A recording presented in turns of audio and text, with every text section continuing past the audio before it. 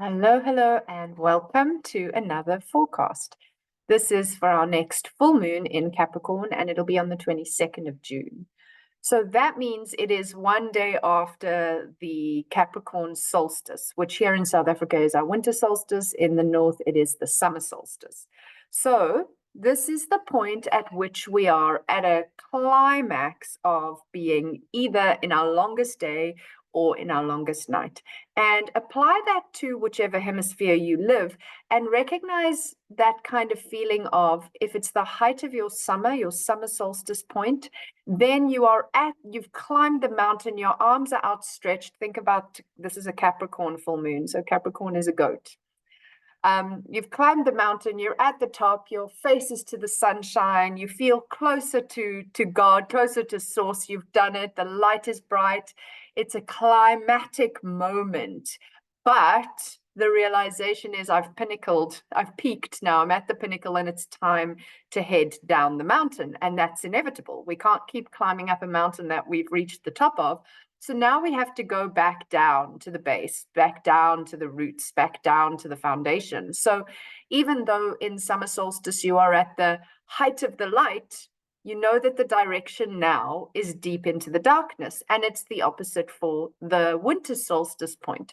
At winter, you have gone down into the depths and the caverns. You have gone down into the darkness and into the interior world of yourself. And you've hit bedrock, it's like, this is it. This is as long as that night gets. This is as dark and cold as it gets. And now that I've hit rock bottom, the only way is up. So your next trajectory, even though you may feel like you're just at the end of your tether and you cannot anymore, and we're talking symbolically, of course, because the depth of winter doesn't necessarily mean everybody's hitting a deep personal emotional rock bottom. But that's kind of symbolic of what that point is. And then you know that the light is going to begin to return. So working with these solstice points is so beautiful in the sense that it brings us into an awareness of cycles. We can never stay at the top, and we will never stay at the bottom. It's meant to be peaks and troughs. That's how it works. Just as the equinox points, which are the halfway points between the solstices, are those equidistance spaces. So at the equidistance point, we are going to be able to really step into finding, recalibrating that balance, whether we're moving up out of the darkness or coming back down from the light. Either way, we find that balance point. And actually, as I'm recording this, I'm thinking maybe I should do a forecast for the solstice point as well. So this is quite similar in that it's just the next day, because we have 30 degrees to a sign, and it starts at the 0 point. So it'll be 0 degrees of, in this case, Capricorn, to 29 degrees of that sign is the end of the sign. When you look at, certainly with this particular software, which is free software, AstroSeek, you will see that there are certain lines that look darker and certain lines that look a little thinner. So the darker lines tend to be when the planets are more exact. So a full moon is moon opposite sun, exactly. Therefore, this is a strong dark line, the sun at 1 degree and 7 minutes of Capricorn, to the moon at 1 degree. It says 6 minutes here, but of course the full moon is at that exact point the moon is in Capricorn and the sun is in Cancer. And just now I said Capricorn, but I meant Cancer. Because what's happened is the sun indicates where we are. We have stepped into the sign of Cancer, and the sign of Cancer is that height of the summer solstice point in the northern hemisphere and the winter solstice point in the southern hemisphere. My goodness, this is a lot for my Gemini brain right now to get the details of that statement. Anyhow, and speaking of Gemini brains, this full moon is probably going to feel like, oh, thank goodness, because we've had such an intense Gemini season where there was so much in there from the new moon 2 weeks prior to this point. We had 5 planets in Gemini. So that was like Gemini on Gemini on Gemini on Gemini, spinning, nervous systems wired, ideas firing, but like blowing a dandelion in the wind. Did you actually manage to hold on to any of those ideas, bring them into fruition, ground them, or didn't you? And chances are maybe there were one or two that you did manage to hold on to, but you probably lost quite a lot of insight and ideas just because it was so much and it was moving so fast. So unless you have very strong grounding practices or ways of anchoring some of those ideas, chances are you lost a lot. It just burst out of you like dandelion seeds. But by the point of this full moon in Capricorn, Capricorn is a grounding sign. The moon's not at her most comfortable there, but it's almost like, let's get comfortable with all the discomfort we've just experienced, and let's come back into our bodies. Let's start to get practical about how to move forward. So it's also not every full moon that'll be at such an early degree. So this is very close to that solstice. It's very close to that shifting point coming out of. The sun is only in its second day in the sign of Cancer at the point of this new moon, full moon. So we literally have just had the sun in its season of Gemini where it's been swirling and intense. Jupiter is still in Gemini, but by the time of this full moon, Mercury and who's moving pretty fast, Mercury and Venus have already they actually entered, they finished Gemini and entered Cancer together, which doesn't happen every season. And then the sun comes in behind them, and it's a case of like everybody just drop.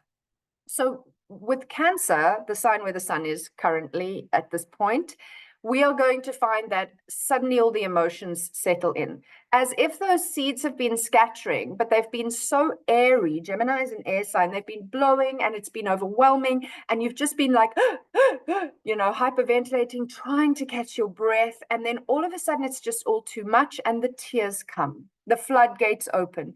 The rain begins, and the rain wets the seeds, and the seeds land on the land, Capricorn moon. And we are able to start processing the intensity of that Gemini season, because we had for the new moon, and the new moon sets the lunar cycle. So at the point of this full moon, we're still in the Gemini lunar cycle, but the sun comes into the spaces in the chart, and when the sun is in his Gemini season, he shines his light and energy there, and wherever that is in your chart. And then he moves on to Cancer, and from the sun's perspective, at this point, we're in Cancer season. The moon is still within her Gemini cycle, and this is a full moon where she is very big, very bright, very reflective of the energy and process that she is undergoing. So we're still very much feeling like, oh my gosh, that was a lot. I don't know if I used it well. I don't know where I've blown to. Think about Dorothy in the house in The Wizard of Oz, where she just kind of like lands in a completely new space. You might be feeling that. And then suddenly when you have landed, before that, you were just trying to get your bearings, look for landmarks, figure out what the heck is going on as you're caught in the swirling whirlwind. But then this full moon is where we go, oh my word, and we stop. And we feel the overwhelm. We feel the intensity of having our brain with a million tabs open for the last while. And we come back into ourselves. So we have the opportunity to come back into ourselves. We may not. That depends on you and how you choose to use this energy. But certainly I'm actually looking forward to this because I'm very Gemini. So I feel like this is going to be a case of, oh, I'm glad to shed those tears and wet the seeds and drop into my body in the earth and reset, and then see what seeds actually did make it. What ideas did I anchor? Am I now watering and caring for and tending? So we had, in that last new moon, we had Jupiter, Venus, Mercury, Sun, and Moon in the sign of Gemini. So that was exceptionally strong because Jupiter and Venus are known as the benefics, which means they bring benevolence and luck and attractor energy and expander energy and the kind of things that we think we want, but that can be too much. And I think the last new moon might be a case in point. And then Sun and Moon, the ultimate archetypal grandparent energy, grandfather Sun and grandmother Moon. And then Mercury, who actually rules the sign of Gemini. So at home, even making that Gemini energy stronger. And it's the way we think. So our brains were like, for that new moon phase. And here we are 2 weeks later at that full moon phase, trying to consolidate. And as we can see, obviously the full moon is in opposition, but this is also forming a T square to Neptune. Neptune is not yet in the cardinal sign of Aries, which would mean that it was a cardinal Sun, Moon, and Neptune. In fact, he is in the last degree, the last few arc minutes of the sign of Pisces. So he's at 29 degrees and 53 minutes. However, he's only going to move 2 more arc minutes, 29 degrees and 55 minutes before early July, when he stations retrograde. And then on his next forward movement, next year, 2025, he's going to start his toe dipping into the archetype of Aries. Now, we've been going through this with Pluto for the last few years, where Pluto was in Capricorn for all that time, and then he went, oh, maybe Aquarius, let me just finish my work in Capricorn. Back into Aquarius, one more dip back into Capricorn is what he's going to be doing soon. What degree is he at by this? Yeah, he's still, at this point, he is retrograde, so he's heading back to Capricorn, but he's not there yet. He's still got a little way to go. And then he's going back into Aquarius on his next forward movement, and that's it. He won't be back in Capricorn for another 200 and something, 50 odd years. This is the same process we're going to begin to undergo. So to have these far out planets beginning their vacillation from one archetype to the next in such quick succession like this, because we also have Uranus moving into Gemini from next year. So he's also starting his dip. He spends about 7 years in a sign, so it's been a while. He starts his dip. So there is a lot of big changes that are going to be happening on a more transpersonal collective level that's already underway since this whole Pluto from Capricorn into Aquarius energy. Sorry. This is such a Gemini moment, and it's still Gemini season when I'm recording this, and I can hear a helicopter in the sky, and it's distracting me up and into my headspace. So, and now I can hear all the birds that have been distracted by the helicopter. So I know I'm a strong Gemini, but this might be true for you if you have strong air at all, and the air signs are Gemini, Libra, and Aquarius. But even if you don't, just be curious. Have I been more distractible? Have I been more up in the air than usual, scattered?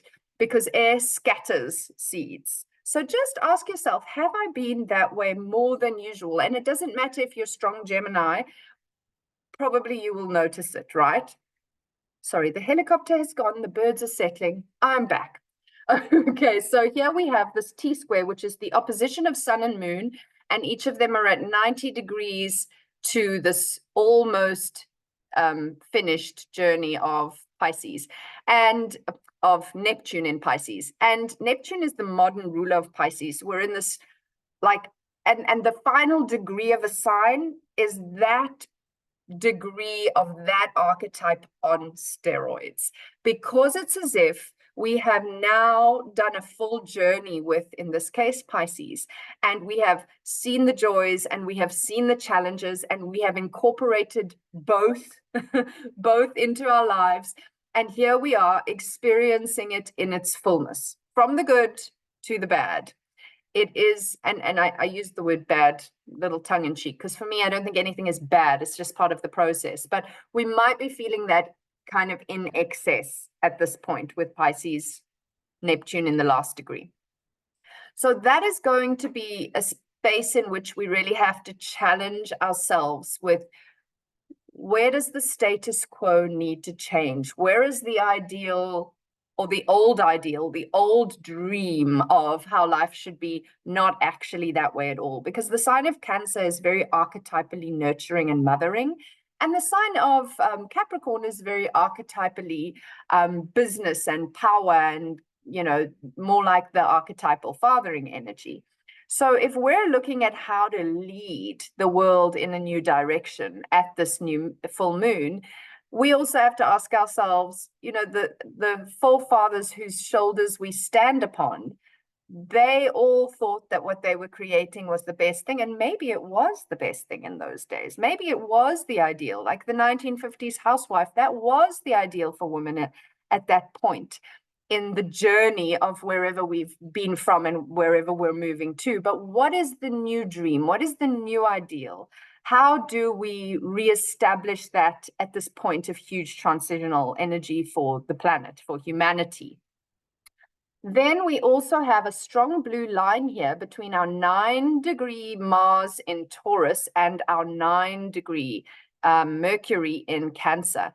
So what's interesting here is they're both in feminine signs, and they are, Mercury, it's not his favorite place to be, just because it's a bit emotional. I have a natal Mercury in Cancer, so I can speak into it in the sense that it's almost like Mercury wants to be logical and practical and make sense of things unemotionally, and Cancer is emotional. It's got to tap into my emotional feeling of something for me to understand it, for me to be able to process it. So when you have Mercury, as we do at this full moon, in the sign of Cancer, it's like my feeling and my thinking are inextricable from each other. They both need attention. On the other hand, Venus really likes to be here because this is the moon's place, and Venus is a feminine energy. So she quite enjoys being in another woman's home versus a real bachelor pad being in Mars's space. And then Mars is in Taurus, which is Venus's house. So he would prefer a bachelor pad to Venus's home. And in Taurus, you would imagine beautiful fabrics and throws on the couches and opulent cushions everywhere. And it's really the house with the chaise lounge and the hammock and, anything about comfort and pleasure and plushness and the most delicious herbal teas. Or I'm not actually a herbal tea person, but whatever it is you like to drink and eat and, just pleasurable. And Mars is like, I kind of want to get going. Interestingly, I have that natally as well. So I recognize those two signatures very strongly. So, but they're supporting each other. Mars and Mercury are like, they've got a bit of a bro code going, and they're saying it's like, it's okay, we'll get through this, and we just need to try to tap into those emotions that are a bit inconvenient and try to stop and rest a little bit so that our energy levels are sustainable, even though it goes against the norm, which I kind of like in terms of, let's go back to that 29-degree Neptune. It's like, well, the norm was to drive ourselves so hard. The norm was to do everything in order to climb the mountain and stay there, which is actually not a very sustainable thing to do. It's not a very cyclical thing to do. In order for me to stay at the top of the mountain, I might have to squash anybody else who's trying to get to stand on the top of the mountain. It's that top-down power. So how do I do that differently? And maybe that is allow our heart, our emotions, into our mind and the way we think, and also allow Mars in Taurus, allow ourselves to stop and enjoy simple pleasures and drop into the body and be in gratitude and joy and pleasure and so on and so forth. So, I mean, there's a lot more we could say about this particular lunation, but I don't want this to get too long. I really want you to feel that solstice turnaround point inside of you as you hit this deep reflection from the sun, which is being fully reflected by the moon, which is what a full moon is, and feeling the ideals shifting. And instead of becoming delusional about what that is, let's find a way to be practical and realistic as we sustainably, Mars and Taurus, move forward with this. And then also allowing Venus to be self-loving, to be nourishing, it's almost like that energy where the woman is allowed to lead like a woman rather than lead like a man to fit in. That's kind of, for me, one of the things we could see with Venus in Cancer. And then allow your mind to sometimes not think as linearly, but rather in a sort of more circuitous way, which is also the feminine. So Gemini rules, Mercury rules Gemini, and that's think this way, think that way, think this way, think that way, compare and contrast. It also rules Virgo, which is digest and metabolize and make sense of it and bring it into reality. Get practical, get organized, but focus on the details. But Mercury in Cancer is like, Cancer is a sign of the moon. It's cyclical. It goes in waves. It has a high tide. It has a low tide. And maybe that's also how we need to learn to, and I'm speaking as a Gemini, to soften our brains a little from drying out. You know, think about air is drying and water is obviously wet. So instead of allowing ourselves to dry out from thinking, being on that monkey mind train, let the Cancer Mercury sort of wash through your brain like waves. And when you feel that overstimulation in your mind, when you feel like you're chasing your own tail or your anxiety is kicking in, imagine a wave just washing away the excess. So, yep, that's what I'm going to say about this particular lunation. Thank you for your time. Thank you for watching. And be sure to like, share, subscribe, and follow to help grow my channel and help me to continue to share this content with you. And have a wonderful full moon. Remember, full moon's also a very good time to do forgiveness rituals and to tap into gratitude and to harvest whatever intentions you've been planting and manifesting, or shall we say moonifesting. So thank you again and have a beautiful full moon.